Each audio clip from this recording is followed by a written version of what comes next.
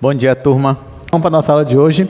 Bom, lembrando que na quarta-feira passada a gente terminou falando sobre derivada direcional e sobre o gradiente. Por que o gradiente? Porque a gente queria saber qual era a direção de máximo crescimento. E a gente descobriu que a direção onde você tem a maior taxa de variação é justamente a direção e o sentido do vetor gradiente. Então, você está aqui num ponto, no gráfico. Aí você tem várias direções para analisar, mas você sabe onde é a direção do gradiente. O gradiente aponta para lá. Então, é porque para lá é onde a sua função está crescendo mais rápido. E foi isso que a gente explicou, foi isso que a gente provou na última aula. Então, eu queria começar daí. Vamos aqui para o slide. Então, nós estamos aqui falando sobre direção de máxima variação. E aí eu expliquei para vocês esse teorema aqui, que diz o seguinte: se a nossa função é diferenciável, e aqui quase sempre a nossa função vai ser diferenciável, então o valor máximo da derivada direcional ocorre quando essa direção ela é a mesma direção do vetor gradiente. Então, se você pegar o domínio da função, que está no R2, e desenhar ali no domínio as curvas de nível e colocar o vetor gradiente nesse gráfico, digamos assim, você teria algo assim, ó. Por exemplo, isso daqui, ó. Essas curvas em rosa são curvas de nível. Então, perceba que a curva de nível menos 9, menos 6, menos 3, 0, 3, 6, 9 e assim por diante. Essas setas azuis que vocês estão vendo são os vetores gradientes em cada ponto. Então, perceba ó, que se eu fosse seguir esse caminho aqui que vocês estão vendo, ó, se eu fosse seguir, essas setas elas estão apontando para onde a minha função está crescendo de forma mais rápida. É como se fosse um atalho. Por exemplo, você quer chegar aqui do menos 9 até o 9. Você quer chegar mais rápido no 9? Então, siga o caminho ali do gradiente. Siga o caminho para onde o gradiente está apontando. Nós não vamos provar aqui, mas outra propriedade muito importante é que o vetor gradiente, ele sempre vai ser um vetor normal às curvas de nível. Ele sempre vai formar um ângulo de 90 graus com as nossas curvas de nível. Tudo bem, gente? Não vamos provar, mas é algo que você pode colocar aí na sua mente, colocar na sua memória, que nós vamos usar isso em outra aula. Enfim, então aqui você tem um mapinha aí dos vetores de gradientes apontando para onde nós estamos crescendo mais rápido. Agora vamos exercitar. Primeira questão, considere essa função. Letra A. No ponto 1, em qual direção f tem a maior taxa de variação? Essa é bem simples, né? Agora que a gente sabe a teoria. Então, vamos fazer.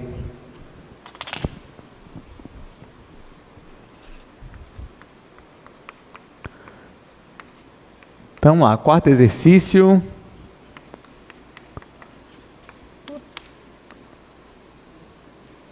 A nossa função f é a função x² mais x vezes y mais y. Na letra A, ele quer a direção em que f tem a maior taxa de variação. Isso no ponto 1, né, que está considerando. Então tá, no ponto 1. Aí no item B ele quer saber qual o valor máximo dessa taxa. Então olha só, são coisas diferentes, tá? Na letra A ele quer saber qual é a direção, qual é o sentido que aponta para a maior taxa de variação. Aí você vai dizer qual é o sentido. No item B ele quer saber quanto é esse valor máximo. Ou seja, por exemplo, eu posso dizer que estou com uma função aqui, né? Bora aqui para o quadro. Estou aqui parado nesse ponto. Aí eu tenho infinitas direções para olhar. Aí, digamos que eu quero saber, olha, qual é a direção de maior crescimento? Você vai dizer, é exatamente a direção do eixo X. Então, é exatamente para cá. Aí eu falo, beleza. Agora eu te pergunto, beleza, nessa direção, quanto é a minha taxa de variação? Você vai dizer, a taxa é, sei lá, 10. 10, vamos pensar em velocidade, 10 km por hora. Pronto. Tá. Então, são duas perguntas diferentes. Você tem onde é a direção e sentido, é para lá, e qual é o valor desse máximo? Aí você vai dizer, é 10, ou algo que você vai calcular. Então, é isso que a gente vai ver agora. Então, ó, na letra A, ele me deu a função e ele quer saber qual é a direção de maior crescimento neste ponto aqui. Nós já sabemos que a direção de maior crescimento é justamente a direção do vetor gradiente. Então, o que eu vou fazer? Calcular o vetor gradiente e aplicar no ponto. Acabou. Essa que a questão está pedindo. calculando aqui o vetor gradiente para essa questão, eu vou ter gradiente de f igual. Aí, na primeira coordenada, eu vou ter a derivada parcial em relação a x. Aqui vai ficar 2x. Aqui vai ficar y. E aqui vai ficar 0. Na segunda coordenada, eu vou ter a derivada em relação a y. Aqui vai zerar. Aqui vai ficar x. E aqui vai ficar 1. Então, esse é meu vetor gradiente. Agora, eu vou aplicar o vetor gradiente no ponto que ele me deu. Aplicando nesse ponto, eu vou ter, bom, no lugar do x eu vou colocar 1, no lugar do y eu vou colocar 1. Vai ficar 2 mais 1, e aqui 1 mais 1. Isso aqui vai me dar 3 em x, 2 em y. Ó, então, essa já é a minha resposta. Qual é a direção de maior crescimento? É a direção deste vetor aqui. E no sentido dele também, do vetor 3, 2. Só que perceba que nesse caso eu não estou dizendo ainda quanto é a minha taxa de variação. Aí essa é a segunda pergunta. Ele pergunta qual é o valor máximo dessa taxa de crescimento. Como é que eu vou descobrir, gente? O que é que eu tenho que fazer aqui? Eu tenho que fazer a norma do vetor gradiente. Muito bem. Então, no item B, agora que eu já sei qual é a direção, para eu descobrir o módulo, isso vem do teorema também, que a gente discutiu na última aula, eu tenho que calcular a norma do vetor gradiente aplicado nesse ponto. Porque lembrando, né, a gente tirou isso daqui, porque a gente lembra que a derivada de f, a derivada direcional em relação a u, aplicado no ponto, é o vetor gradiente produto interno com o meu vetor u. A gente percebeu que isso daqui é menor ou igual que o meu vetor gradiente, porque isso aqui vai ser a norma do meu gradiente vezes a norma de u vezes o cosseno do ângulo entre eles. Isso aqui é 1, e a gente vai lembrar que isso aqui vai ser menor ou igual que a norma do meu vetor gradiente, isso quando θ é igual a 0, ou seja, quando eles têm a mesma direção e sentido. Então, por isso que agora o que eu quero calcular é justamente a norma do meu vetor gradiente. Bom, só que norma é fácil calcular, né? Ainda mais quando a gente já tem um vetor. Então, o vetor é esse daqui. Isso aqui é a norma. O que você vai fazer? Raiz quadrada vai ficar raiz quadrada, 3 ao quadrado mais 2 ao quadrado. Bom, isso aqui vai dar raiz 9 mais 4, 13. Aqui ele não me deu unidade nenhuma, né? Ele não falou se é metro, se é segundo, se é temperatura, não falou nada. Então, vai ficar assim. Raiz de 13 é a minha resposta. Pronto. Bem simples, né? Pode ser que na próxima prova caia uma dessa, né? Bem simples, só dizer qual é a direção, qual é o valor máximo. É isso. Próxima questão. Exercício 5. Essa daqui é a mesma cor, é a mesma coisa não, né? Assim, mas a ideia é a mesma, só que tem um contexto agora. O potencial elétrico em volts em um ponto de uma placa é dado por esta função aqui. Então, essa função me dá o potencial elétrico. A distância na placa é medida em metros, então x e y estão em metros. Letra A.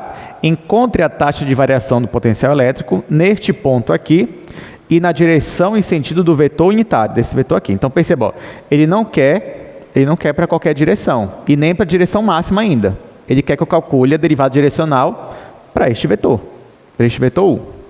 Então, não tem problema. Vamos lá. Então, ele me dá esta função, que é e elevado a menos 2x cosseno de 2y. Aí no item A,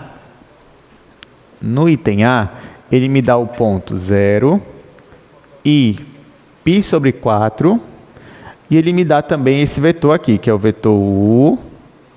Aí ele vai dizer que é cosseno de π sobre 6 i mais seno de π sobre 6 j.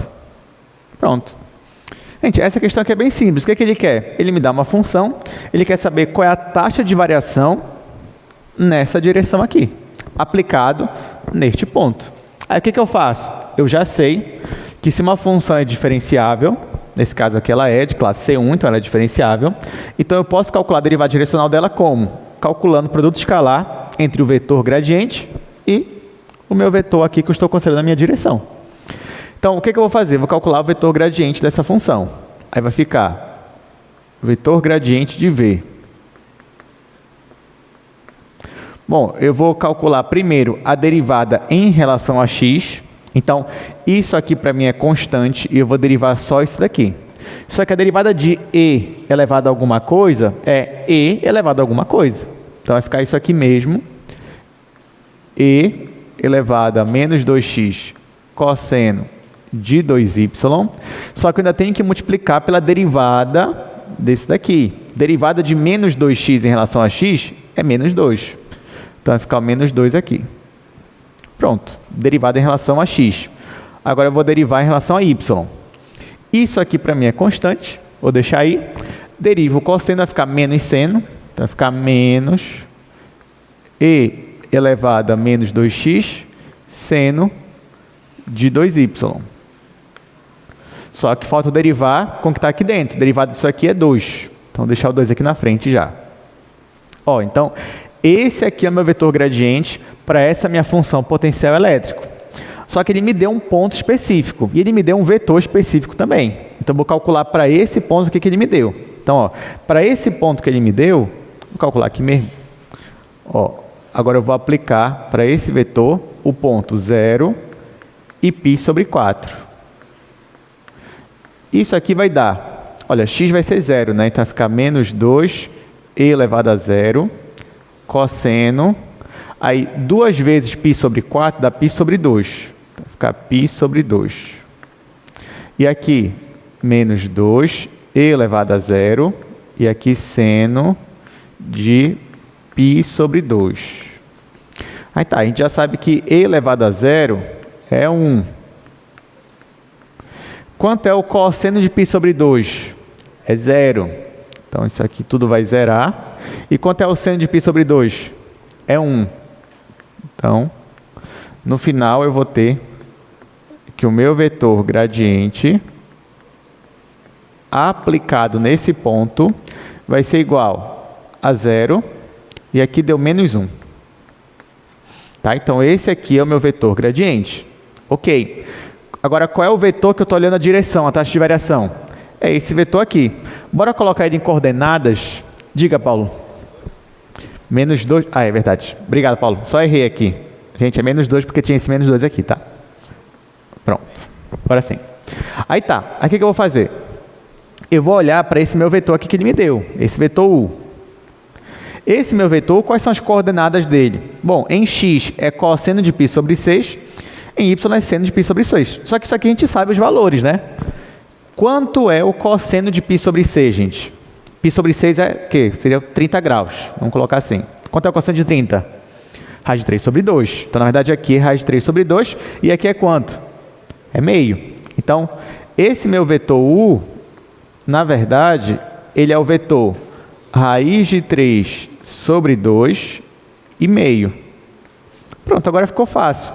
Agora, para eu calcular a minha derivada direcional aplicada no ponto que ele me deu, basta eu fazer o produto escalar deste vetor com este vetor. Então, é isso que eu vou fazer. Então, ó, como é que vai ficar no final das contas? Derivada direcional de V na direção do meu vetor U, já aplicado no ponto que ele me deu, que é 0 e π sobre 4.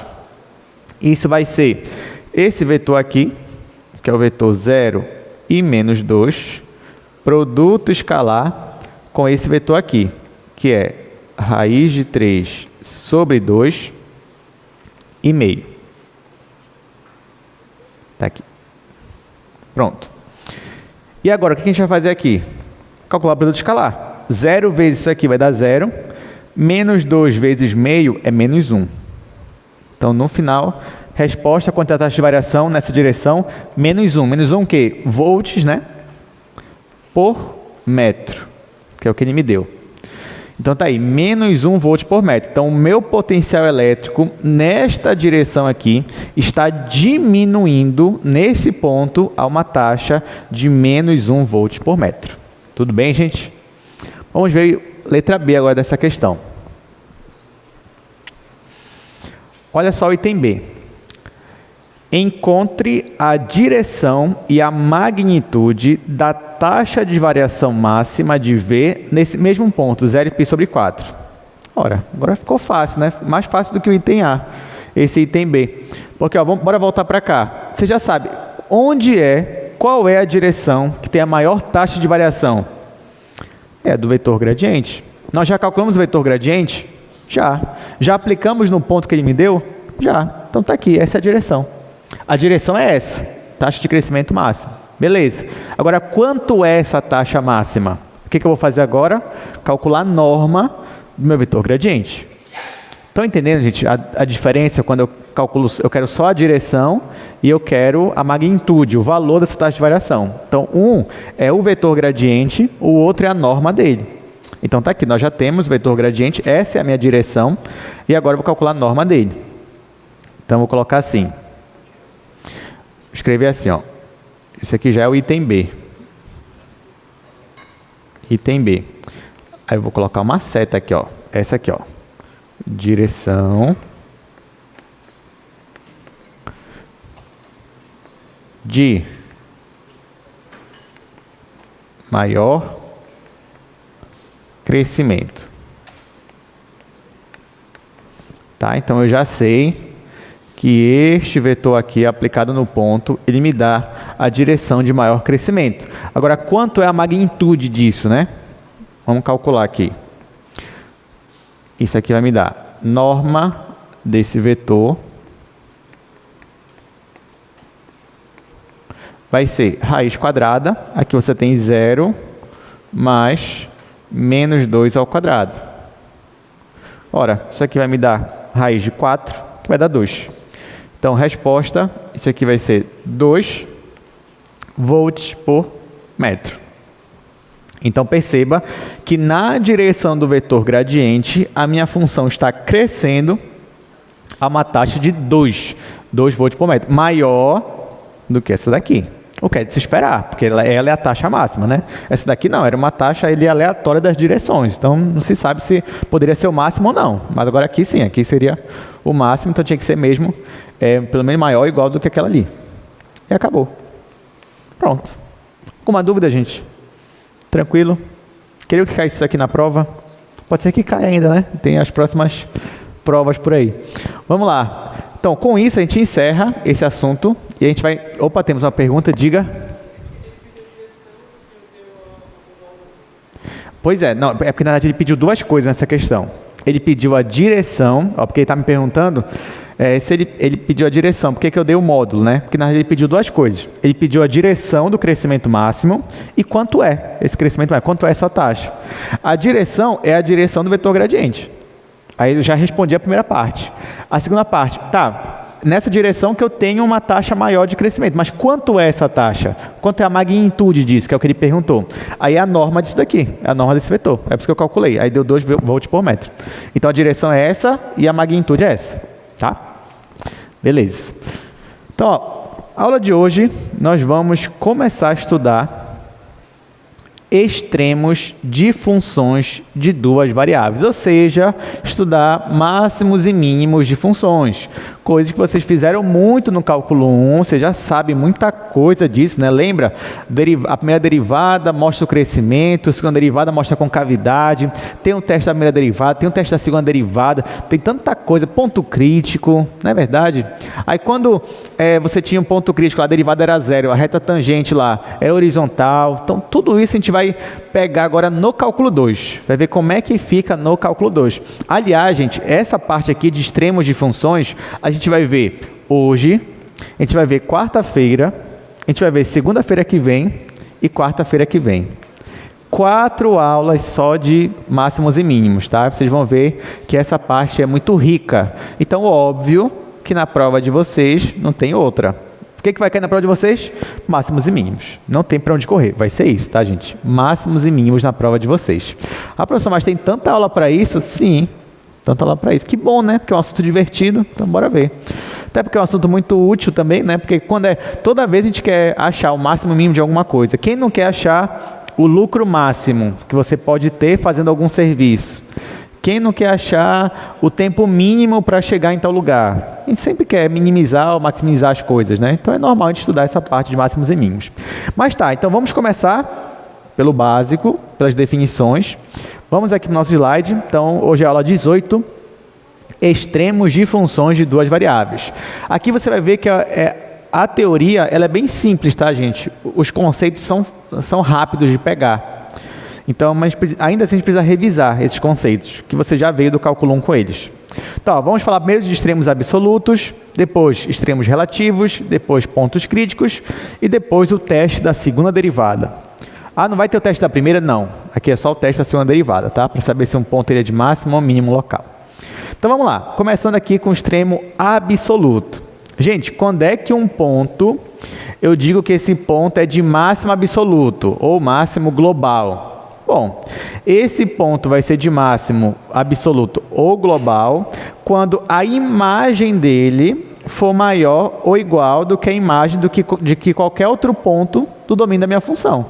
Né? Então, tá aqui, ó. Eu tenho um ponto lá. Aí, nesse ponto, a minha função atinge o valor, sei lá, 10. Para qualquer outro ponto, a função só atinge valores menores que 10. Então aquele ponto lá que ela atingiu 10 é o ponto de máximo global. Tudo bem? Então é isso. Em termos matemáticos, né? É quando f de xy é menor ou igual que o f aplicado nesse ponto específico para todo xy do domínio da minha função. Aí tem uma pequena diferença que é importante eu falar aqui para vocês, porque assim, eu posso perguntar para vocês, qual é o ponto de máximo global? Se eu perguntar qual é o ponto de máximo global, o que eu quero é qual é o ponto no domínio da minha função que atinge o máximo. Agora, se eu te perguntar qual é o valor máximo, aí eu estou falando da imagem da função. Tudo bem? Então, assim, o valor máximo que a função atinge é 10. Beleza, mas em qual ponto ela atinge esse valor máximo? Ela atinge esse valor máximo na origem. Então, a origem é o ponto de máximo global. E o valor máximo é o 10. Tá? Então, só fiquem atentos com relação a essa questão da interpretação do texto, tá? Ok, então voltando para cá. E quando ele vai ser o mínimo global ou o mínimo absoluto? Aí no slide vai aparecer para vocês. Bom, a ideia é a mesma, né? Só que ele vai ser o mínimo absoluto ou global quando a imagem dele for menor ou igual do que f aplicado em qualquer outro ponto do domínio da minha função. Então, daqui a pouco vai aparecer aí, tá aí, ó. Então, ele vai ser o mínimo global quando f aplicado nele vai ser menor ou igual do que f aplicado em qualquer outro ponto do domínio. Nesse caso, eu digo que f aplicado no ponto é o valor mínimo absoluto da minha função. Bem simples. Essa é a definição de extremos absolutos ou extremos globais. Exemplo. Aqui, ó. Olha para essa função aqui, gente. F de xy igual a 3 menos x² menos y². Se eu te perguntar, essa função aqui, ela atinge um valor máximo? Aí você vai me dizer, sim.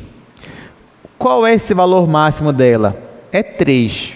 Por que 3? Porque, olha só, essa função aqui, ela é o número 3 menos x² e menos y². Ou seja, qualquer valor que você escolher para x ou y, vai diminuir desse número aqui. Vai ficar 2, 1, 0, menos 1, menos 2, menos 2,5 e assim por diante. Só tem um jeito de você não diminuir nada da minha função, desse valor. Quando? É quando x e y for igual a 0. Aí, nesse caso, você não diminui nada e você atinge o valor máximo, que é 3. Então, nesse caso aqui, você tem 3 o valor máximo. E qual é o ponto de máximo global? É o ponto 0, 0. Tudo bem, gente? Então, isso aqui você observa ali tranquilamente, olhando a minha função. Claro que não é fácil, assim, eu te dar uma função e você dizer se tem máximos ou mínimos absolutos. Na verdade, não é trivial. Pode ser assim, um exercício bem complicado, pode ser assim, bem trabalhoso. E, na verdade, aqui no nosso curso, a gente vai trabalhar mais com extremos relativos do que os absolutos, tudo bem?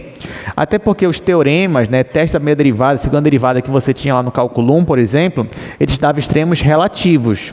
Aqui é a mesma coisa. Os nossos testes, eles nos dão extremos relativos. É claro que, às vezes, dependendo da minha função, eu consigo dizer que esse relativo é também o global. Mas, a priori, na maioria das vezes, a gente vai calcular extremos relativos. Apesar que a gente nem falou disso ainda, mas a gente vai chegar lá.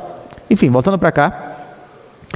Então, ó, outro exemplo. Então, nesse exemplo 1 aqui, você tinha o máximo global, e era 3. Né? E onde é que ele era atingido? No 0, 0, ou seja, na origem.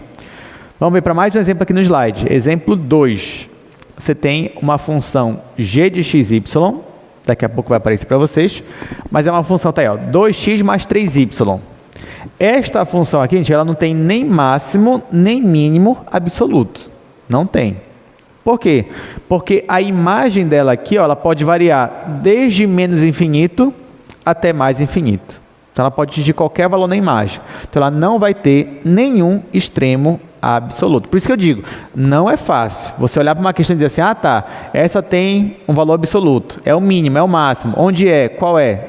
Não é fácil, tá? Por isso que a gente vai precisar se aprofundar nos extremos relativos. Então, vamos lá, extremos relativos. Então, ó, às vezes, um ponto, ele pode até não ser o máximo global de uma função, mas ele pode ser o máximo local ou o máximo relativo. Quando é que ele vai ser o máximo global ou relativo? Ora, quando ele é o máximo, não no domínio todo de f, mas apenas numa vizinhança. A mesma ideia do cálculo 1. Às vezes tinha lá o máximo ou mínimo, que não era o global, mas em uma vizinhança e um intervalo ali entre o ponto, ele era o máximo ou mínimo. Então, localmente falando, você tem que esse ponto aqui, ele atinge o máximo, mas isso dentro de uma vizinhança. Nesse caso, eu digo que esse ponto aqui é um ponto de máximo relativo. E a minha função aplicada nele é um valor máximo relativo. Então, a ideia é a mesma, só que eu estou restringindo a minha função, estou restringindo o domínio dela a apenas uma vizinhança. Nem sempre você vai ter o máximo e mínimo relativo, tá, gente?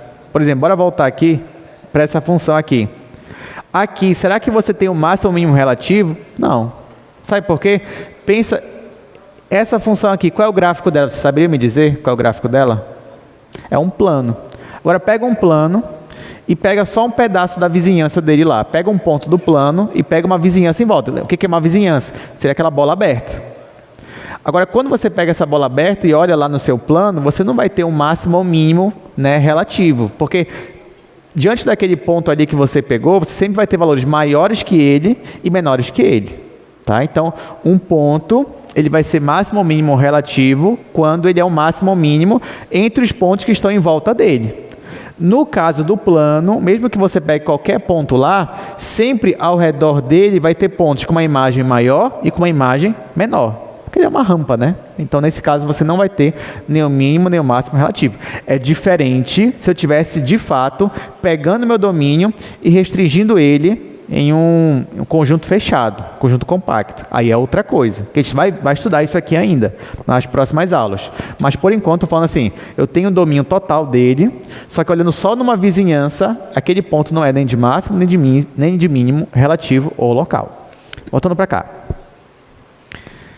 Ok, então, ó, e quando é o mínimo relativo, é a mesma ideia. Quando a imagem da minha função é menor ou igual do que a imagem de qualquer outro ponto, mas não dentro do domínio todo, dentro de uma bola aberta, dentro de uma vizinhança. Bom, é isso. Vamos agora para outros resultados aqui importantes. Olha só, outra definição importante. Se você tem um ponto de máximo ou mínimo, seja global ou seja local de uma função, nós vamos chamar esses pontos de extremos. Então, se eu pedir para você, olha, ache para mim os extremos da função. O que eu quero? Os pontos de máximo e mínimo, seja global, seja local. Agora, olha só esse teorema, que é um teorema que também você viu em cálculo 1, né, um bem parecido. Olha o que diz, isso aqui é muito importante. Se você tem uma função que ela tem um máximo ou mínimo local e as derivadas parciais de primeira ordem existem nesse ponto, então você pode ter certeza que as derivadas parciais dela, nesse caso, vão ser iguais a zero.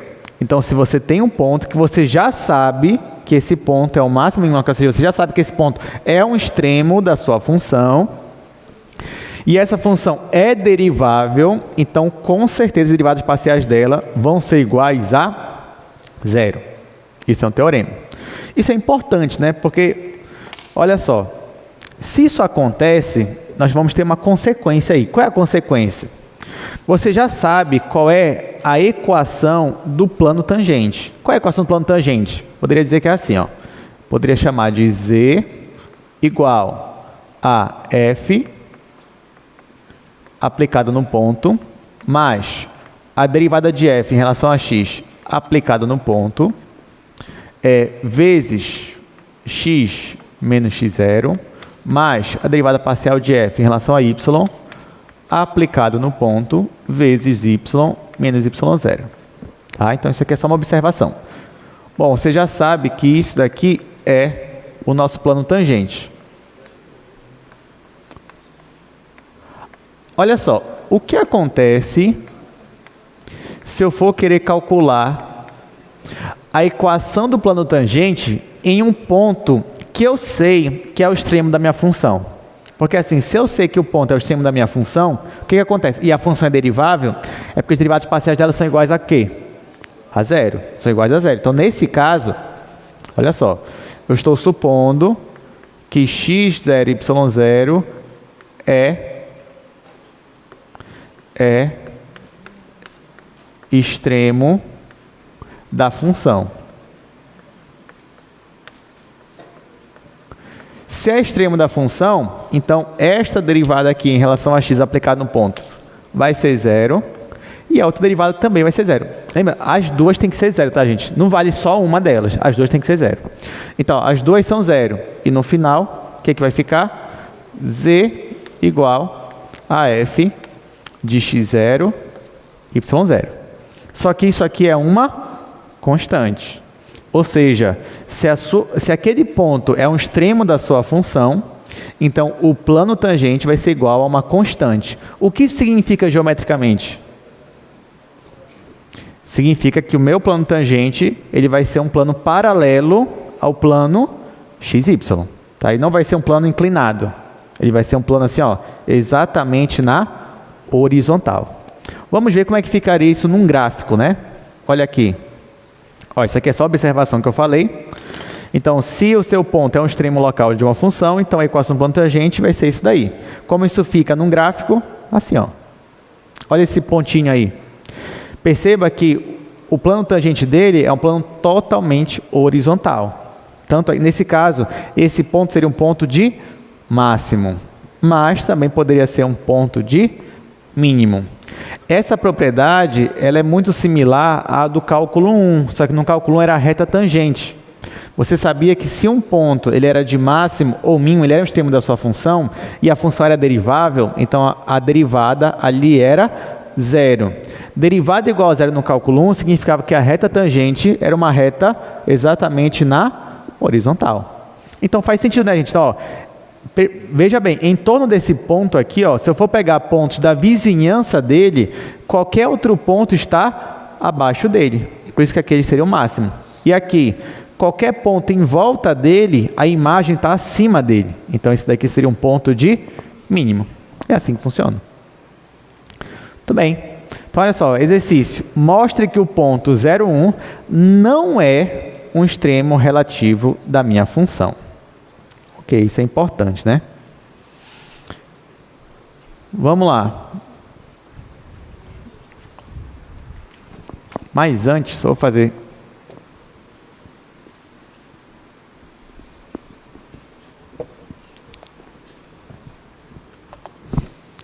Vou fazer aqui embaixo essa questão.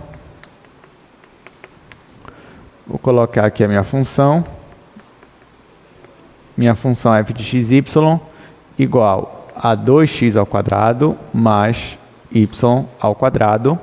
O ponto que ele quer que eu considere é o ponto 0 em x, 1 em y. Tá, então vamos aqui para o quadro, gente. Antes de eu resolver essa questão, vamos voltar para o nosso teorema. O que diz o teorema? Se eu tenho um ponto que é um extremo da minha função, isso implica que as derivadas parciais de f aplicados nesse ponto, se isso a minha função for derivável, né? Estou supondo isso, são iguais a zero. Então, se um ponto é um extremo, então os derivados nesse ponto, os derivados parciais, são iguais a zero.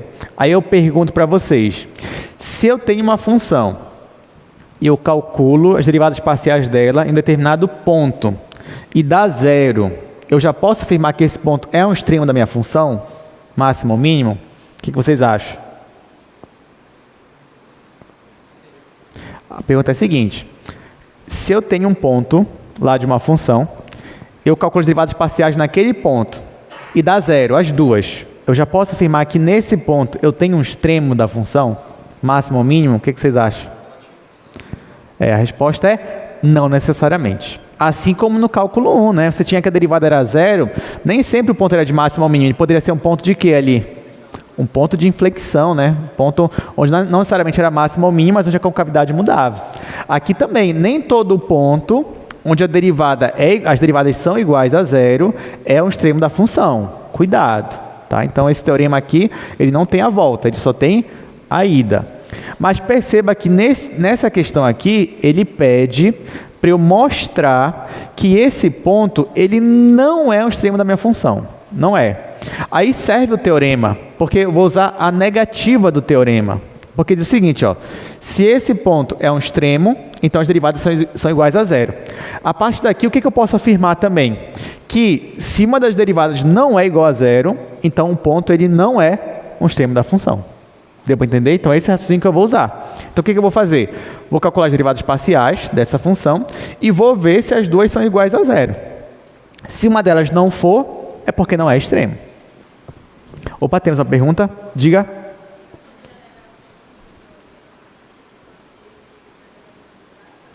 Isso, é isso mesmo. Olha, o que ela perguntou? Ela falou assim, professor, então, toda vez que eu quiser fazer a negação do teorema, eu vou ter que fazer de trás para frente? Sim, é isso mesmo. Isso vem da lógica.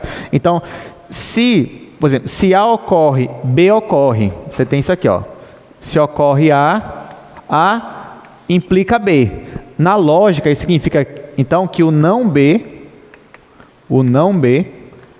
implica no não A. Tá?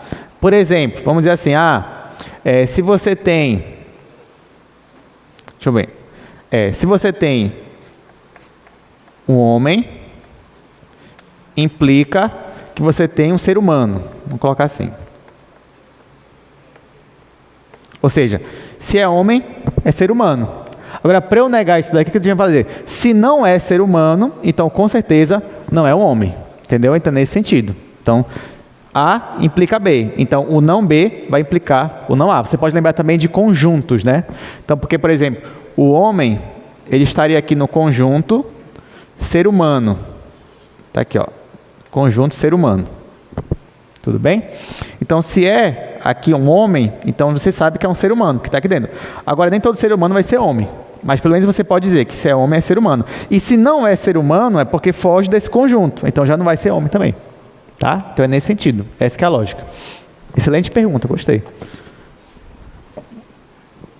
Então aqui, ó, toda vez que eu for negar, então vou negar desse jeito, né? Então nesse caso, se as derivadas, uma delas pelo menos não for igual a zero, então é porque o ponto não é um extremo da minha função.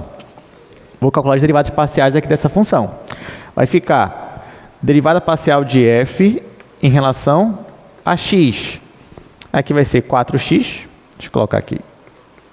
xy, aqui vai ser 4x, e a derivada parcial de f em relação a y, nesse caso vai ser 2y.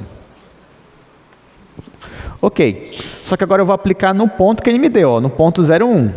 Então, nesse ponto, vamos ver quanto é que vai ficar a derivada parcial em relação a x. Então, em relação a x, quando eu aplicar o ponto 0,1, vai ser igual. No lugar do x eu vou ter que colocar 0. Então vai ficar 4 vezes 0 é 0. Aí eu, epa, deu 0. E agora? Mas calma. Bora ver a derivada em relação a y. Aqui vai ficar derivada de f em relação a y, aplicado no ponto 0,1. Olha, o meu y é 1, então vai ficar 2 vezes 1, que é 2. Agora sim. Aqui deu diferente de 0. Então, logo, Então, aqui, ó, como aqui deu diferente de zero, eu vou escrever assim, logo 0,1 não é um extremo da função.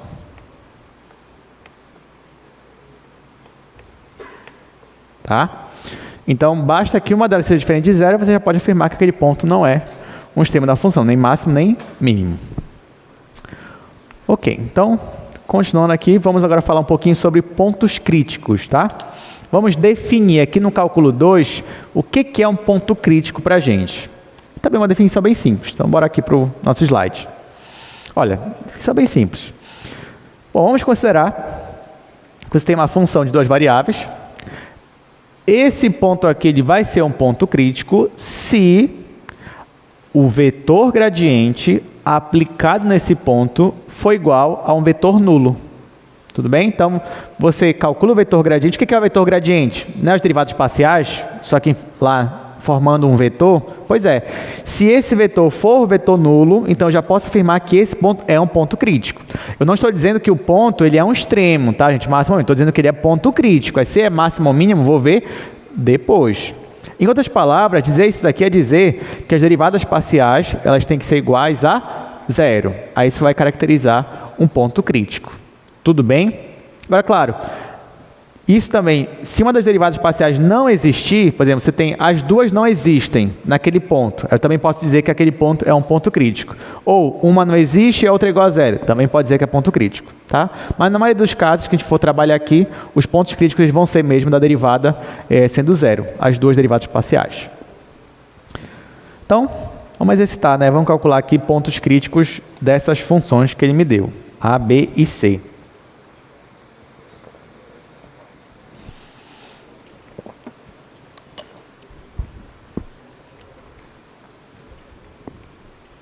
Ó, perceba que aqui é só definição assim, bem simples, depois a gente vai sair calculando. Ah, professor, não tem nenhuma parte prática aqui? Tem, vai ter muita aplicação. Se não hoje, na próxima aula.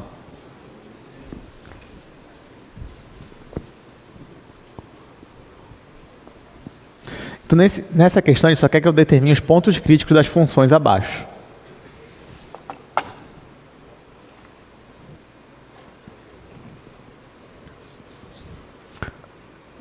Aí, o item A é a minha função f de x e y igual a y ao quadrado menos x quadrado. Vou colocar logo o item B aqui para a gente fazer.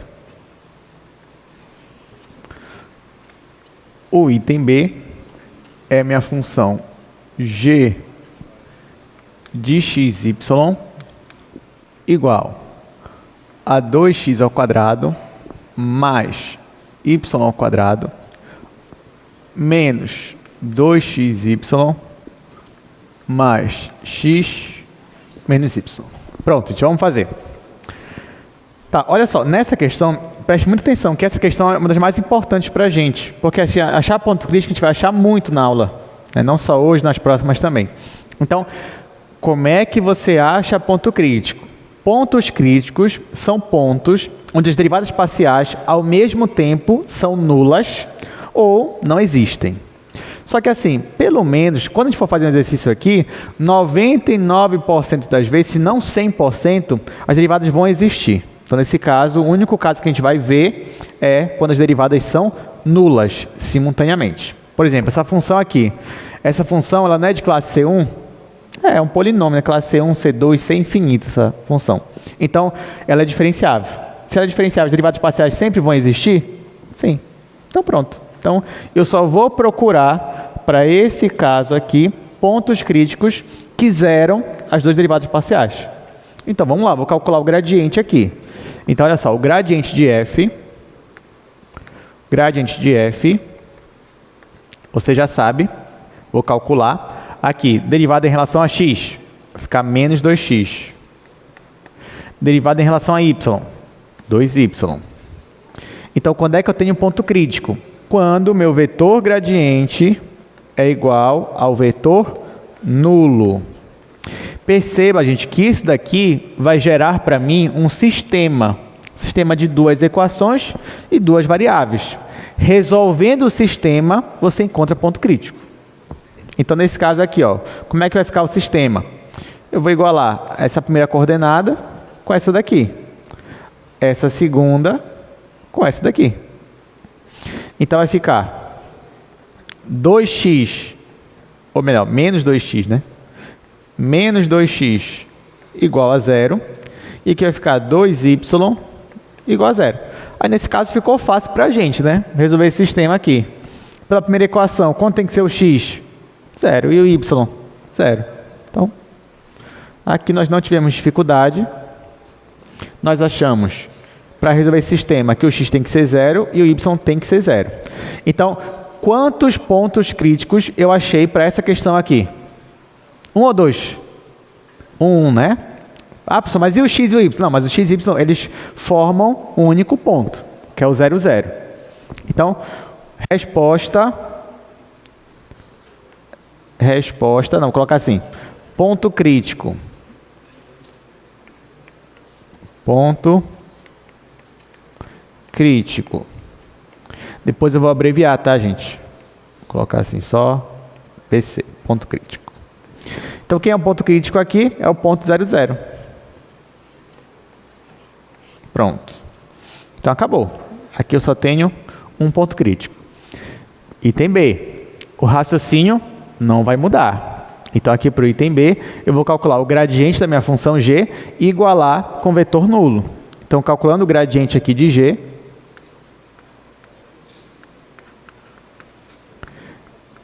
eu vou ter, derivando em relação a x, aqui vai ficar 4x, aqui vai zerar, aqui menos 2y, aqui vai ser 1, e aqui vai zerar.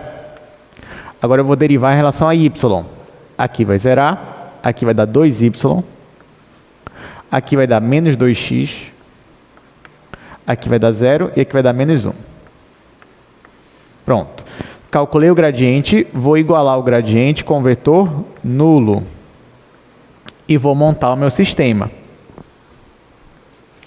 Então, a primeira equação vai ser essa daqui igual a 0, então vai ser 4x menos 2y mais 1 igual a 0. Agora a segunda vai ser essa daqui igual a 0. Aí eu já vou colocar o x por primeiro, né? Vai ficar x embaixo de x aqui. Então vai ser menos 2x mais 2y menos 1 igual a 0. Ficou assim. Agora você vai resolver esse sistema. Ah, professor, como é que eu vou resolver o sistema? Gente, aqui para resolver um sistema desse, você tem várias maneiras para fazer.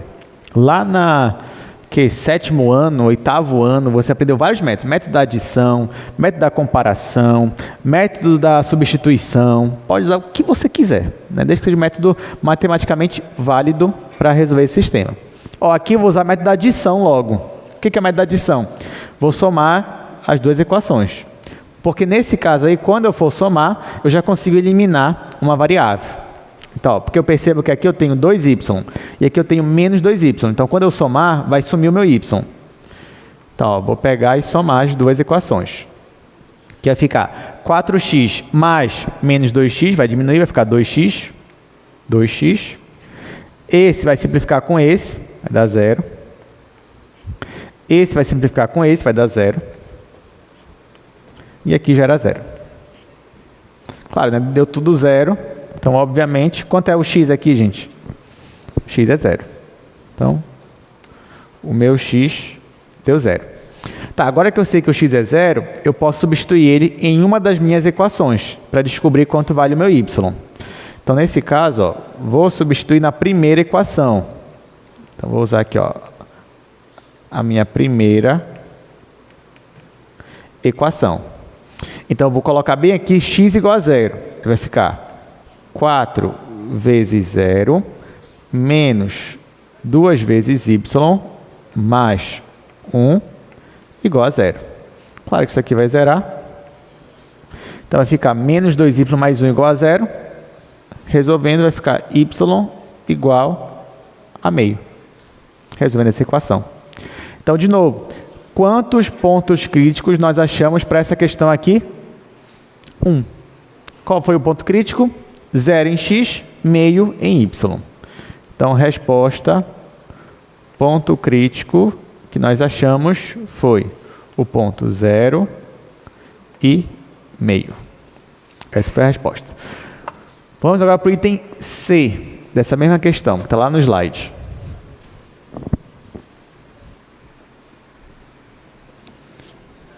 Olha, essa função h que está aparecendo aí para vocês.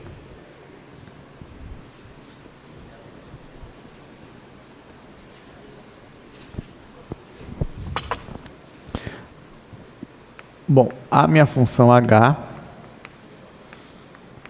é a função x à quinta mais y à quinta menos 5x menos 5y. Vamos lá, gente. Primeira coisa que eu vou fazer, na verdade, a única coisa que ele pede é achar o ponto crítico, né? Então, a primeira coisa que eu vou fazer é calcular o vetor gradiente e igualar com o vetor nulo. Então, aqui é a mesma coisa. Vou calcular o gradiente de h. Ele vai ser igual. Derivando em relação a x, aqui vai ficar 5x à quarta. Esse vai zerar. Aqui vai ficar menos 5. E esse vai zerar. Acabou.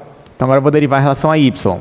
Esse vai zerar. Aqui vai ficar 5y à quarta. Esse vai zerar. Aqui vai ficar menos 5. Pronto. Vou igualar isso aqui com o meu vetor nulo e vou formar meu sistema. Então, o meu sistema vai ser 5x à quarta menos 5 igual a 0. E aqui, 5y à quarta menos 5 igual a 0. Aqui eu posso resolver separadamente essas duas equações, já que aqui só aparece x e aqui só aparece y. Então, vai ficar assim. Olha, esse vai ficar 5x à quarta igual a 5. E aqui vai ficar 5y à quarta igual a 5. Posso simplificar por 5, né? Nos dois casos. Aí eu vou ter x à quarta igual a 1. E aqui, y à quarta igual a 1. E para encerrar, aqui o x pode ser quanto, gente? Mais ou menos 1, né? Que aí a quarta vai dar um positivo. Então, x igual a mais ou menos 1. E aqui também y igual a mais ou menos 1. Nesse caso, quantos pontos críticos eu obtive? 4. Muito bem, foi 4. Tá certo, é 4. Porque, ó, aqui é a combinação deles, tá? Então, x pode ser tanto mais ou menos 1 e y pode ser tanto mais ou menos 1. Então, combinando eles, pode ser o x mais 1, y mais 1, x menos 1, y menos 1, x mais 1, y menos 1, x menos 1, y mais 1. Então, são 4. Então, aqui, ó, pontos críticos, vou colocar aqui embaixo. Pontos críticos vão ser 1 em 1. Também tenho menos 1 e menos 1. Também tem 1 e menos 1. E também tem menos 1 e 1. Creio que acabaram as possibilidades. Então, aqui eu achei 4 pontos críticos para a minha função h. Alguma dúvida, gente? Alguma pergunta? Tá bem fácil o assunto?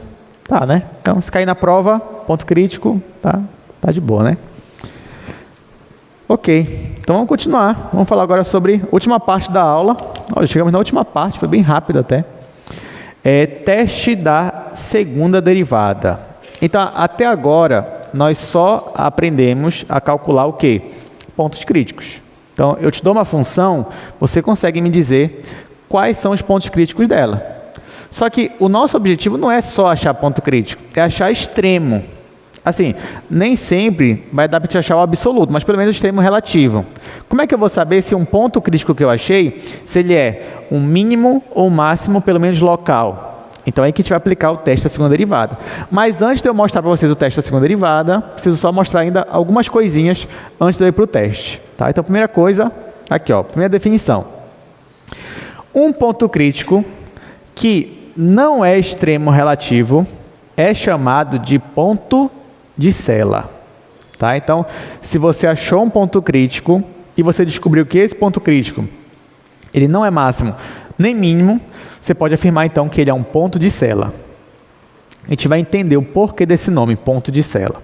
Mas, por enquanto, pode lembrar aí, ponto de Sela é o nome quando o ponto crítico não é um extremo relativo. Ok, outra definição importante é a definição da matriz hessiana, ou do determinante, que a gente chama de hessiano. Então, olha só, se você tem uma função de classe C2, olha só, se uma função é de classe C2, é porque o quê? É porque as derivadas parciais até segunda ordem existem e são contínuas. Então, se você tem uma função de classe C2, é porque ela tem derivadas até segunda ordem. Então, faz sentido eu querer definir uma matriz 2 por 2 composta pelas derivadas de segunda ordem.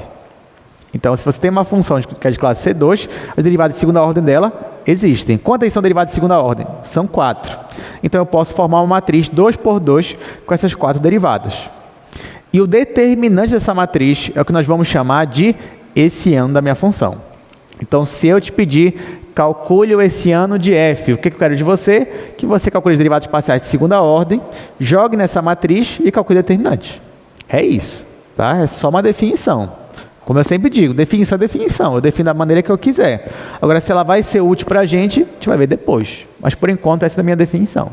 Então, bora calcular. Determine o hessiano desta função, que foi a função que a gente calculou ainda agora, é a função h.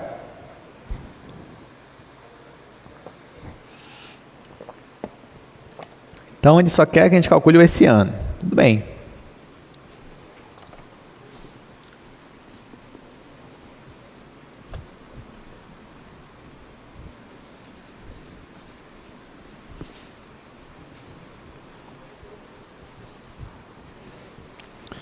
Então, deixa eu só escrever aqui. Ele está chamando de f, vou chamar de f mesmo, porque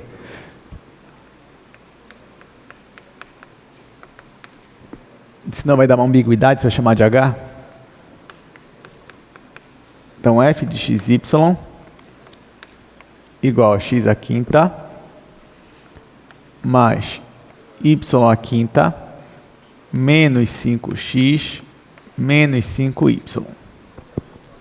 Ele quer que eu determine o hessiano dessa função. Como é que eu determino o hessiano? O hessiano é o determinante de uma matriz 2 por 2 composta pelas derivadas de segunda ordem da minha função. Isso é o hessiano.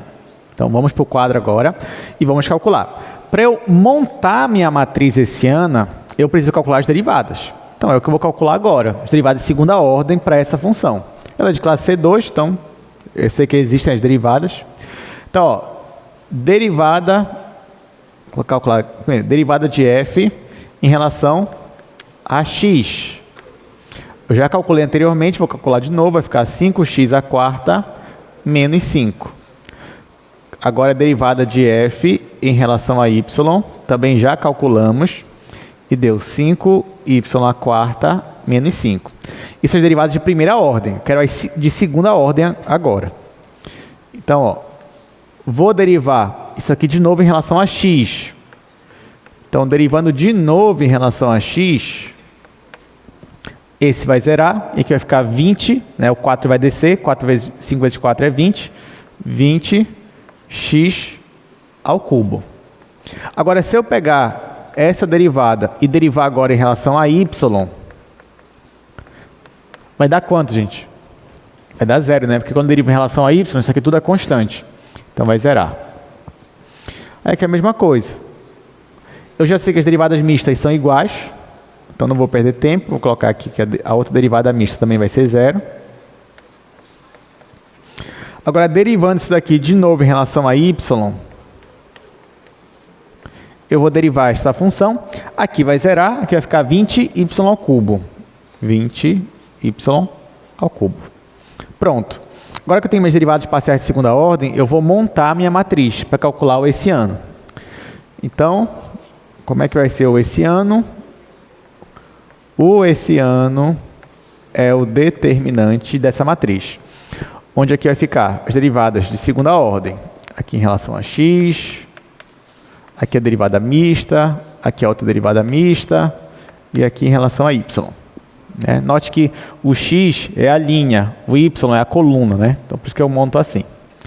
Bom, isso daqui vai ser igual. Vou colocar aqui embaixo. Já calculei esse derivado, só vou substituir. Essa daqui é 20x ao cubo. Vou colocar 20x ao cubo. Essa daqui é 0. Essa daqui também é 0. 0, 0. E essa daqui é 20y ao cubo. Bom, quando eu calcular esse determinante, é determinante de uma matriz 2 por 2, né? Então, eu só multiplico na diagonal principal.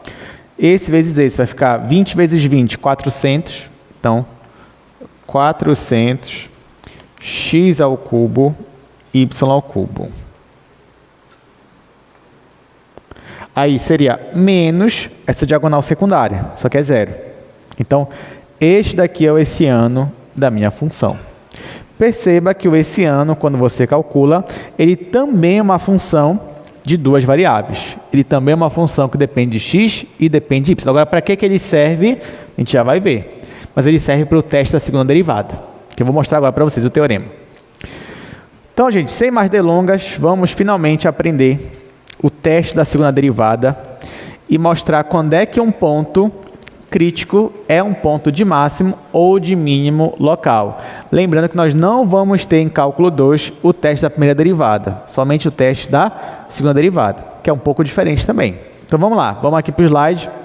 Então esse é o teorema principal da aula de hoje, que diz o seguinte: se você tem uma função f que é de classe C2, né, então se é de classe C2 você consegue calcular o essiano dela, e você tem um ponto crítico. Aí olha só o que você vai fazer com esse ponto crítico. Professor, achei um ponto crítico. Eu só quero saber agora se ele é um ponto de máximo, de mínimo, o que ele é. O que eu faço? Fala, olha, faz o seguinte, pegue esse ponto crítico e jogue no essiano da sua função. Tá, então, o essiano é uma função de duas variáveis também. Então você vai pegar o ponto crítico que você achou e jogar no essiano. Jogou. Se o essiano, quando você jogou esse ponto crítico, deu negativo, ó, perceba que eu já estou olhando aqui logo para o 3. Se ele deu negativo, é porque esse ponto ele não é nem de máximo, nem de mínimo. Ele é um ponto de sela. Então, pegou o ponto crítico, jogou no essiano. Deu negativo, é ponto de sela. Acabou. Beleza. Agora, outra possibilidade. Você pegou o ponto crítico, jogou no essiano e ele deu positivo. Opa! Se o essiano deu positivo, é porque... Tá? Se o essiano deu positivo, é porque esse ponto ele é um extremo local. Resta saber se é de mínimo ou de máximo. Para descobrir se é de mínimo ou de máximo, você vai pegar esse mesmo ponto e jogar na segunda derivada da sua função, derivada em relação a x, tá? Se esse valor aqui der positivo também, junto com esse essiano, é porque esse ponto ele é o mínimo local. Agora, se esse valor aqui da segunda derivada é negativo, é porque esse ponto ele é o máximo local. Aqui, gente, você pode lembrar do cálculo 1. Você pode lembrar de concavidade. Porque lembra, lá no cálculo 1, como era o teste da segunda derivada? Era concavidade, né? Se a segunda derivada era positiva, olha aqui para mim agora. Se a segunda derivada era positiva, a concavidade era para onde? Para cima. Então, você tinha o quê? Um ponto de mínimo. Você lembra disso? Concavidade para cima. Então, ó, bem aqui você tinha um ponto de mínimo. Então, positivo, segunda derivada positiva, você tem concavidade para cima, ponto de mínimo. Segunda derivada negativa, você tinha concavidade para baixo, e aqui você tinha um ponto de máximo. Aqui é a mesma ideia. Perceba aqui, ó, voltando para o slide. Se a segunda derivada é positiva, lembra da concavidade, é porque esse ponto aqui é um mínimo local. Concavidade para cima. Se a segunda derivada é negativa, concavidade para baixo, é porque esse ponto aqui ele é de máximo local. Deu para entender? Vocês não vão se confundir na hora da prova, na hora de calcular esse máximo ou mínimo local. Então, ó, não é difícil, gente, só lembrar. O essiano deu negativo, é ponto de sela. Deu positivo, aí então é um extremo local. Resta saber se é máximo ou mínimo. Aí olha para a segunda derivada. Se a segunda derivada for positiva, é mínimo. Se for negativa, é máximo. Lembra da concavidade. Aí tem uma pergunta, né, que vocês deveriam me fazer. Qual é a pergunta? Qual é a pergunta? Vocês têm uma pergunta? Não, ninguém tem pergunta? Não entendi, desculpa, qual foi essa pergunta? Perfeito, excelente pergunta. Então, ó, ele está perguntando aqui, porque na hora de usar o teste, a gente usou qual? A derivada em relação a x, né? A segunda. Poderia usar em relação a y? Poderia usar a derivada mista? Assim, na verdade, o que a gente poderia usar era de y. Mas porque, na verdade, isso é um teorema. Quando a gente demonstra o teorema, nesse caso, assim, por convenção, a gente usa lá no teorema a segunda derivada em relação a x. Mas eu poderia adaptar o teorema para usar em relação a y. Mas a gente não vai fazer, tá? A gente não vai adaptar o teorema. O teorema que a gente vai usar é esse. Então, para a gente aqui, a gente sempre vai usar a derivada em relação a x mesmo. A segunda derivada em relação a x. Não que eu não pudesse adaptar, mas por convenção a gente vai usar a segunda derivada em relação a x. Tá? Outra pergunta, diga.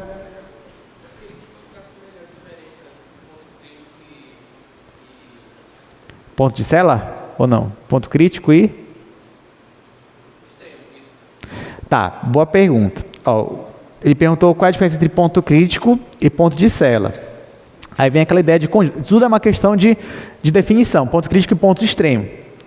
O que é um ponto crítico? A gente define um ponto crítico simplesmente como sendo um ponto onde as derivadas são zero. Ou não existe, mas se a gente estava olhando só a derivada igual a zero. É isso é ponto crítico, derivada é igual a zero. Um extremo é quando você tem um ponto que nesse ponto, em uma vizinhança, ele assume um valor máximo ou um valor mínimo. Tá? Então, a priori, pela definição, é como se uma coisa não tivesse nada a ver com a outra. Não é verdade? Pela definição, parece que isso aqui não tem a ver com isso daqui.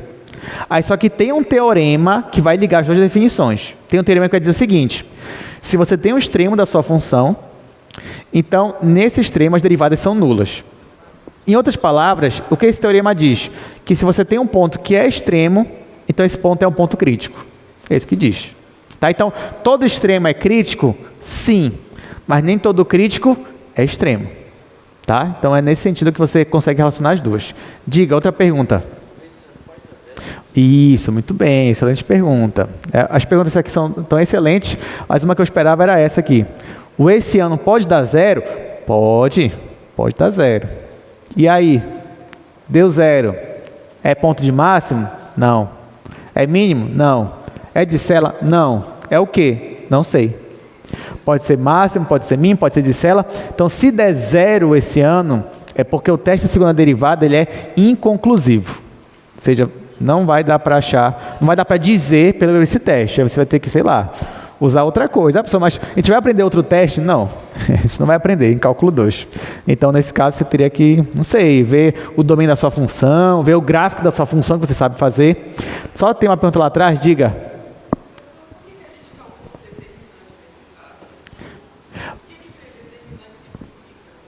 Tá, excelente pergunta. Por que a gente calcula o determinante do esse ano, né? Por que o esse ano é determinante? Porque a gente pega essa matriz e calcula esse ano dela. Isso tem a ver com a demonstração, né? Infelizmente, é porque assim, a gente não foca aqui em cálculo 2 nas demonstrações. Se a gente estivesse no curso de matemática mesmo, o que eu ia ter que fazer para vocês? Eu ia ter que mostrar o teorema. Gente, esse aqui é o teorema, tá? Segunda derivada. Agora vamos demonstrar. Claro que ao longo do curso a gente fez algumas demonstrações, mas não todas. Em um curso de matemática, todo o teorema eu ia demonstrar para vocês.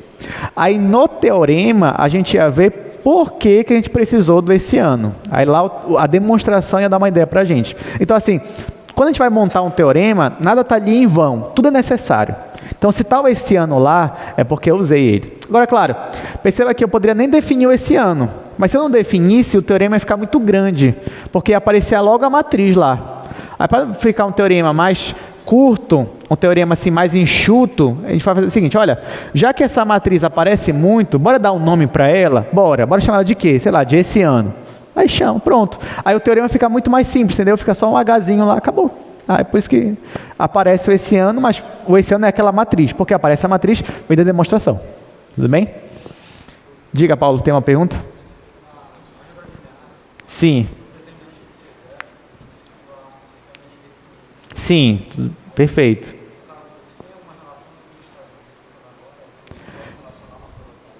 Paulo, boa pergunta, porque assim, na verdade, na álgebra linear, quando o sistema é indefinido, né, não quer dizer, por exemplo, que não há lá, pelo que eu lembro agora, né, quando ele é indefinido é porque não tem solução, não dá para solucionar. Só que nesse caso aqui, se eu disser que tem a ver, estou dizendo que é porque não tem máximo e mínimo, mas pode ser que tenha. Então, Então, por isso que nesse caso não é. Não quer dizer isso, tá? Então, nesse caso, o que quer dizer realmente é que inconclusivo. Então, pode ser que tenha, pode ser que não tenha. Então, inconclusivo é isso, quer dizer que não deu certo. Então, agora você vai ter que partir para um outro plano, plano B, para tentar achar aquele ponto. Porque, realmente, se eu dissesse, é porque não, sei lá, não tem extremo, não tem nada, aí eu já estou tirando uma conclusão disso, entendeu? Então, já estou afirmando alguma coisa. Então, dizer que um sistema ele é indefinido, isso é uma conclusão. Isso estou te dando uma resposta, né? E nesse caso, não. Assim, o que eu te falo é, não sei. O teste não diz isso pra gente. O teste diz, não sei, vai procurar outra coisa, outro plano aí para calcular. É basicamente isso. Tá bom? Mas assim, dependendo da função, você sabe até desenhar gráfico de função. Dependendo da função, e agora? Já sei, vou desenhar o gráfico. Você desenha o gráfico e percebe, tá, isso aqui é o máximo, é o mínimo. Tá? Mas assim, não se preocupe que 99,9% das vezes, esse ano, pode ser que não dê zero, né? E se der zero, você vai ter que justificar, olha, deu inconclusivo porque deu zero. Tudo bem, gente? Mas não se preocupe com isso. Mas só lembrem, pelo menos, desses resultados que eu estou falando para vocês. Então, voltando para cá. Então, observação, como eu já falei, se o meu esse ano é igual a zero, então nada se pode afirmar. Muito bem. Então, a partir de agora, vamos calcular aqui, determinar máximos e mínimos das funções. Opa, temos mais uma pergunta. Desculpa, diga qual é essa pergunta. Sim. O esse ano, boa pergunta, ó, porque o gradiente ele vai apontar para a direção de maior crescimento. Tudo bem. E o esse ano? Só que assim, o esse ano, como a gente definiu ele não é um vetor, tá? Isso é importante. Ele é uma função que quando você joga um ponto vai te dar um número, vai te dar um valor. Tá? Então, a priori, o esse ano ele não significaria nada para a gente.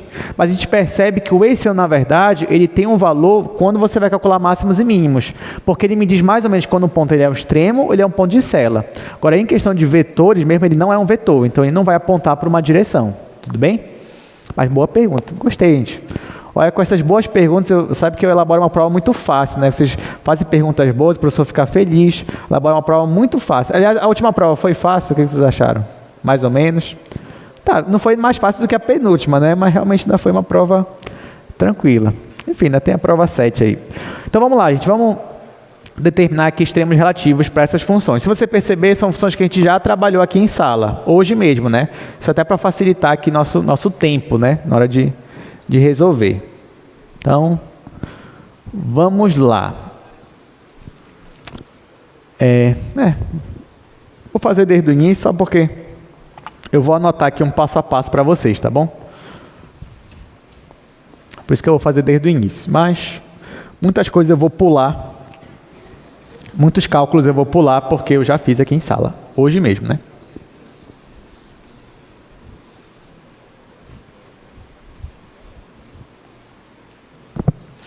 E depois a gente vai olhar o gráfico dessas funções, tá, gente? Para ver se realmente é máximo, se é mínimo, se não é, o que é.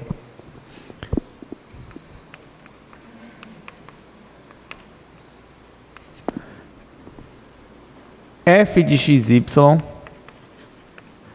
é igual a y² menos x². Então, vamos aqui para o quadro. Gente, toda vez que uma questão pede para você calcular, determinar os extremos relativos, máximos ou mínimos locais, você vai usar o teste da segunda derivada.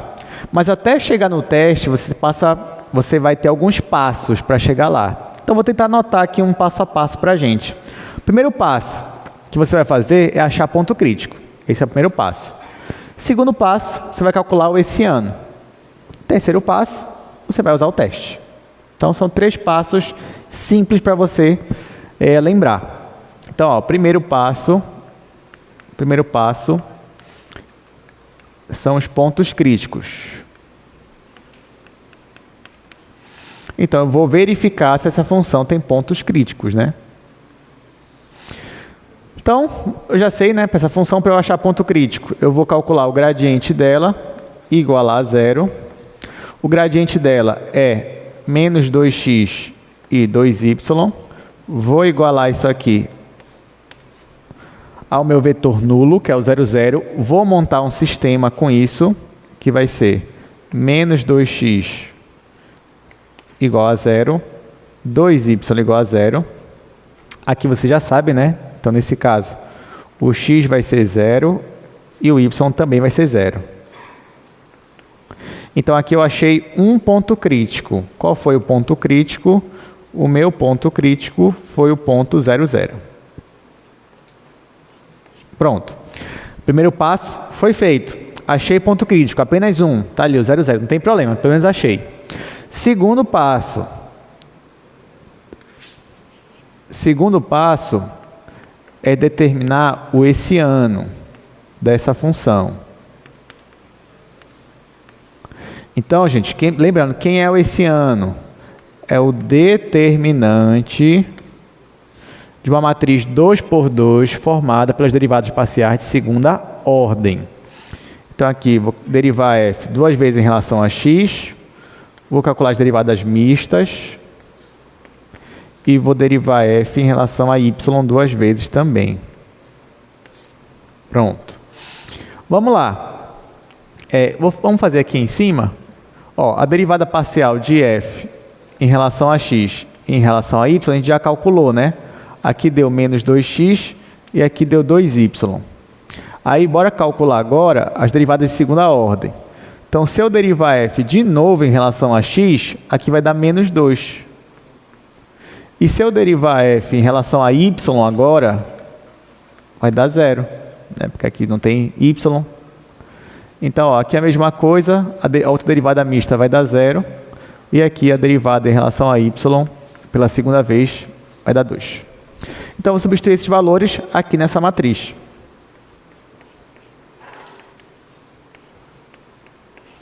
Então, aqui vai ficar menos 2, aqui deu 0, aqui deu 0 e aqui deu 2. Então, agora calculando o determinante, vamos explicar a diagonal principal, menos 2 vezes 2, menos 4. Menos 4. Aí depois, 0 vezes 0 é 0, então ficou menos 4. Então, nesse caso, a minha função hessiano é uma função constante, e é menos 4.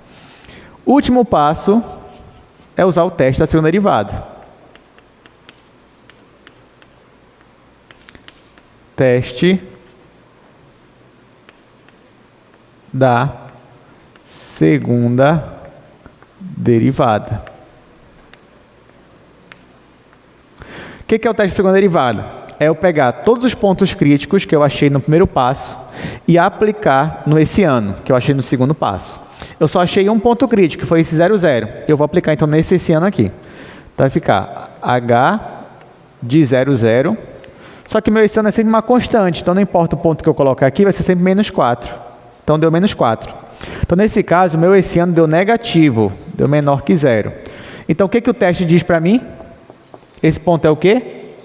De Sela. Então logo, pelo teste, né, esse é o teorema, logo 0, 0 é ponto de Sela. Tá? Acabou. Então, resolvendo essa questão. Eu vou mostrar graficamente para vocês esse ponto de Sela dessa função. Olha só.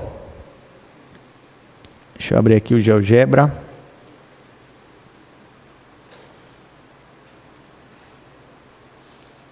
Colocar aqui na folha 3D. Pronto, deixa eu colocar aqui f de xy. F de xy igual a função, como é que ela é? É y ao quadrado, né? Menos x quadrado. Y ao quadrado menos x ao quadrado. Olha só qual é a função. A gente até viu, a gente desenhou o gráfico dela já aqui em sala. É essa função. Aí qual é o ponto mesmo? É o 0, 0, né? Então bora ver esse ponto 0, 0, que é o ponto crítico. 0, 0, f de 0, 0. Tá aqui, ó. Esse ponto aqui. Esse ponto, gente, a gente descobriu que ele é um ponto de Sela. Mas, professor, por que ponto de Sela? Porque eu estou vendo que ele é um ponto de mínimo. Não. Quer ver? Ó, só mudar o ângulo aqui da câmera. Ó. Opa, aqui parece que ele é de máximo. E aqui parece que ele é de mínimo, sendo que é o mesmo ponto. Então, perceba, por isso que ele não é nem de máximo, nem de mínimo. Dependendo do ângulo que você olhar, parece que ele é de máximo ou parece que ele é de mínimo, mas ele não é nenhum dos dois. Depende da direção onde você está, ele está ou sendo o máximo ou sendo o mínimo, está descendo ou subindo. Quando esse fenômeno acontece, de no mesmo ponto parecer que ele é o mínimo e outro ângulo parecer que ele é o máximo, note que isso acaba formando, né, de maneira geométrica, uma sela de cavalo. Então, pode perceber, uma sela de cavalo ela tem essa característica. Então, por isso que esses pontos, que não são nem de máximo nem de mínimo, mas são pontos críticos, nós chamamos de pontos de sela. Tudo bem? Então tá, vamos resolver a próxima questão. Então, letra B, aí do nosso slide. Aí eu vou usar a mesma coisa, vou achar ponto crítico, esse ano, teste, coisa que você mesmo já sabe fazer, você mesmo já pode fazer no seu caderno.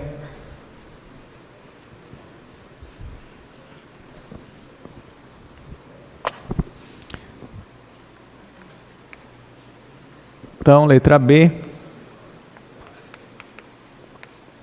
Eu tenho g de xy igual a 2x² mais y² menos 2xy mais x menos y. Vamos lá, então, primeiro passo, você já sabe, eu vou achar os pontos críticos.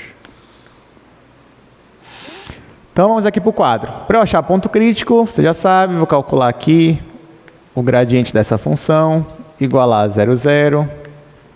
O gradiente que a gente já calculou, então vou fazer bem rápido. Aqui vai ser 4x menos 2y mais 1. Isso é derivada em relação a x. Derivada em relação a y agora, 2y menos 2x menos 1. Vou igualar isso aqui ao 0, 0. Vou montar esse sistema, né? Vou montar esse sistema aqui, vai ficar 4x menos 2y mais 1 igual a 0. Aí aqui, menos 2x mais 2y menos 1 igual a 0. Quero resolver esse sistema, então vou somar aqui todo mundo. Já sei que quando eu somar, vai ficar 2x igual a 0, que vai me dar x igual a 0, quando eu somar. E quando eu substituir no outro, se o x igual a 0, o meu y vai ser meio. Tá, gente? Então aqui eu estou pulando porque eu já fiz essa conta aqui. Então, x igual a 0, y igual a meio. Então, o meu ponto crítico nesse caso, o meu ponto crítico é um só, e é o ponto 0 em x, meio em y. Pronto, agora vamos para o esse ano.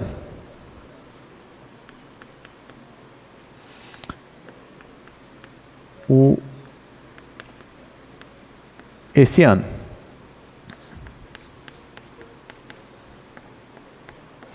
Então, vou calcular as derivadas parciais.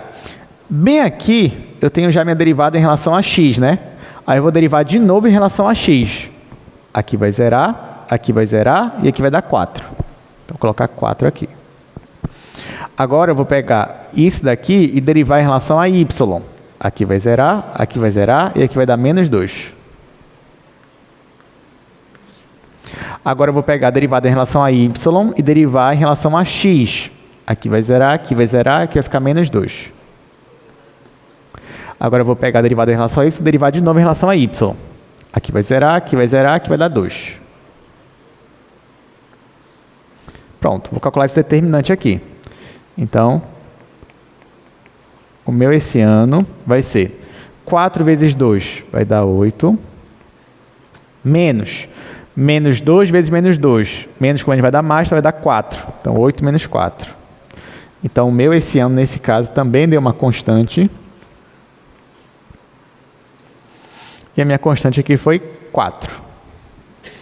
O último passo é aplicar o teste da segunda derivada. Vou colocar aqui só teste. Você já sabe que o teste que eu estou me referindo é o teste da segunda derivada. Então, olha só. Eu vou usar meu único ponto crítico e aplicar nesse esse ano aqui. Então, quando eu aplico nesse ano, o ponto 0,5 O esse ano é sempre constante, então ele vai dar 4. Então aqui deu positivo. Deu positivo. Se deu positivo, o que você já pode afirmar, pelo menos nesse ponto aqui? Que ele é um extremo local. Isso você já pode afirmar. Agora resta saber se ele é um máximo ou um mínimo local. Como é que eu vou saber? Eu vou olhar para a primeira pessoa que aparece aqui na matriz, ó, que é a derivada segunda em relação a x. Vou aplicar o mesmo ponto nessa derivada aqui. Ou seja, eu vou pegar a minha derivada em relação a g, derivada segunda em relação a minha derivada segunda em relação a x da minha função g, aplicar no ponto 0,5. Nesse caso vai dar quanto? Olha, só que essa derivada aqui, ela também é uma constante, é a constante 4. Também deu 4, né? Então 4, que também é positivo. Então nesse caso, pelo teste, esse ponto é o quê? É o máximo ou mínimo local? É o mínimo, né? Só lembrar da concavidade, né? Concavidade para cima, porque deu positivo. Então esse ponto é um de mínimo. Então logo, vou escrever assim, logo 0,5 é um ponto de mínimo local. Gente, agora olha só. Nesse caso, ele não pediu o valor mínimo. Não pediu. Mas ele poderia ter pedido. Nesse caso, o que você teria que fazer? Você já achou o ponto onde ocorre o mínimo local. O que você faz para achar o valor desse mínimo? Pega esse ponto e joga aqui na sua função. Aí você consegue achar. Tá? Nesse caso aqui, ó, seria quanto? Bora calcular aqui rapidinho. O g, 0 em x, meio em y. Aí ficou fácil porque pelo menos o x é 0, né? Então aqui vai zerar, aqui vai zerar, aqui vai zerar. Então aqui ficou só meio ao quadrado, que é 1/4. 1/4. E aqui menos meio. É isso? É, aqui zerou, zerou, zerou, aqui deu 1/4 e aqui deu menos meio. Então, ó, quando você faz essa conta, vai dar menos 1/4. Que também, se você quiser, menos 0,25. Então, para essa função aqui, o mínimo que ela consegue atingir, pelo menos localmente falando, né, não sei se é o global, é menos 0,25. Mas nesse caso, você ainda consegue provar que esse mínimo é o mínimo global. Até se você fizesse o gráfico dessa função. Mas bora olhar o gráfico dela. Vamos ver como é o gráfico desta função. Então, ó, agora, a minha função, ela é 2x², 2x² mais y² menos 2xy mais x menos y. É isso, né? É. Tá aqui. Aí o ponto que a gente achou foi o ponto 0,5. Substituir aqui. Tá aqui, ó. Olha onde é que está o pontinho. Aqui embaixo. Então esse é o gráfico da minha função. Então nesse caso, ó, de fato, esse ponto aqui também é o mínimo global da minha função. E eu já sei, ó. Olha quanto vale ele aqui, ó. Menos 0,25. Foi o que a gente achou. Então quem é o ponto? O ponto de mínimo local, que nesse caso também é global. É o ponto 0,5. E qual é o valor mínimo global? Menos 0,25. Para essa função. Última questão, item C. Vamos achar agora para essa função aí, que também é uma função que a gente já estava trabalhando com ela. Então, eu vou pular alguns cálculos nesse caso, que nós já fizemos. Vamos lá.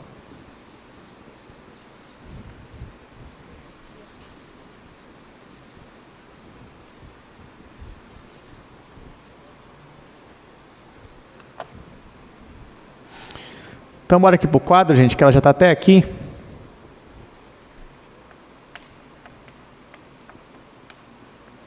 Ó, a gente até calculou esse ano dela anteriormente. Então, para essa função já tem até esse ano. Esse ano é isso daqui. Agora eu quero calcular o ponto crítico dela, que a gente também já fez, né?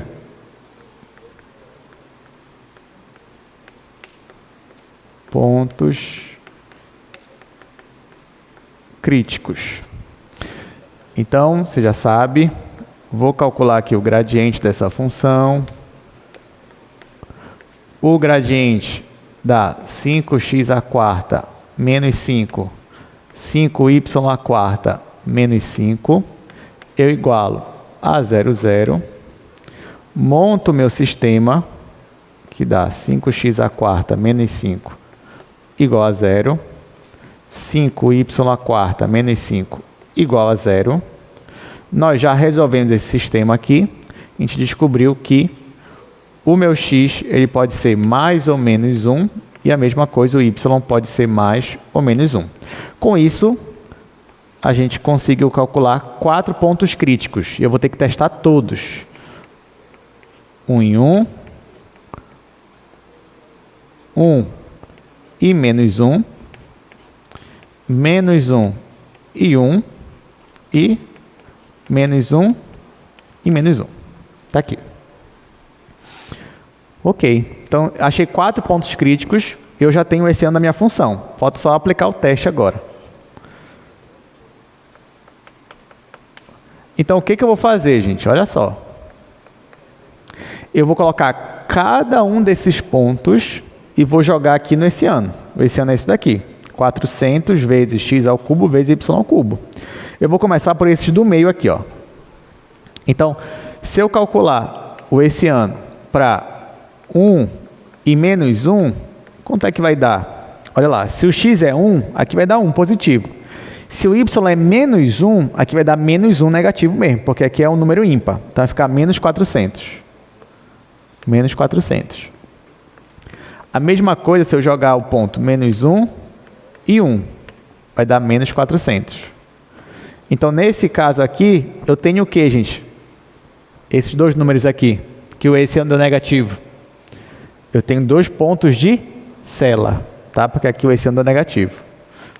Negativo, negativo. Então, eu vou colocar aqui, ó.